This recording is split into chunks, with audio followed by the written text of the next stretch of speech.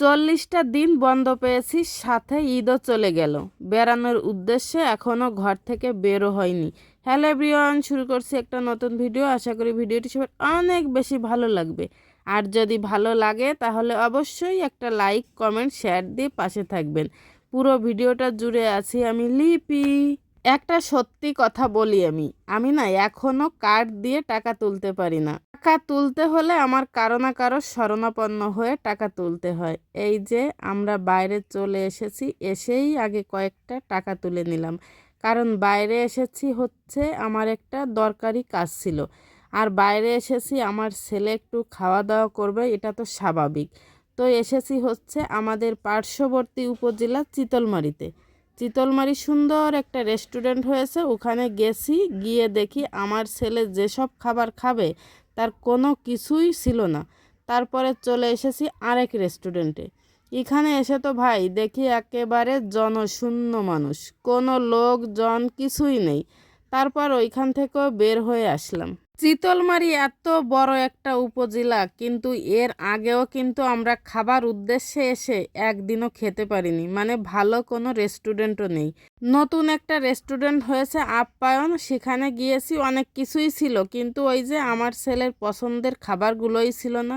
তো কি আর করব, চলে এসেছি চিতলমারির বিখ্যাত আরেকটা ফাস্টফুডের দোকান আরপিতে। ওখানে হচ্ছে সব কিছুই পাওয়া যায়, কিন্তু আমরা চেয়েছিলাম একটু ভালো জায়গায় বসে ভালো কিছু খাবো, কিন্তু কি আর করব, তার হলো না। যা ভেবেছি তার উল্টো হয়ে গেল। তো যাই হোক, যা পেয়েছি ছেলে অনেক তৃপ্তি করে খাচ্ছে, আর আমিও পাশে বসে এই যে চিকেন চপ খাচ্ছিলাম। এতবার ভাবি আর এত ভেবে যাই যে বাইরে গিয়ে কিছুই খাবো না, কিন্তু খাবার দেখলে ওই যে চোখ চলে যায় সব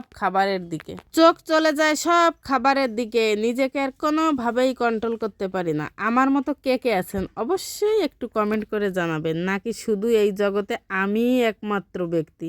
তো আমরা খাচ্ছিলাম আর বসে বসে দেখেন এদের চোখ খাবারের দিকে ফিরেও তাকায় না। আমরা খাচ্ছি আর সে বসে আছে, এভাবে কিন্তু অতটা ভালোও লাগে না। আমরা খাবো আর সে হচ্ছে আমাদের পাশে বসে এভাবে ফোন দেখবে। তো আমার ছেলের হচ্ছে চিকেন ফ্রাই খাওয়া শেষ, এখন হচ্ছে খাবে বার্গার। মূলত ওর হচ্ছে বার্গার খেতে ইচ্ছা করছিল, তো অবশেষে ছেলেটার ইচ্ছা পূরণ করতে পেরেছি, এতেই আমরা খুশি। তো খাওয়া দাওয়া শেষ, সে হচ্ছে হাত দিয়ে মজা করে খেয়েছে, আর আমি এই যে খাওয়া শেষ হয়ে গেলে তার হাতটা সুন্দর করে পরিষ্কার করে দিচ্ছি। আর ভিডিওটাও এখানে শেষ করছি। ভিডিওটা কেমন লাগলো অবশ্যই জানাবেন। যদি ভালো লাগে তাহলে আপনারা অবশ্যই আমাকে কমেন্ট করে জানাবেন, আমি তাহলে আরও নতুন নতুন ভিডিও নিয়ে আসবো। ধন্যবাদ।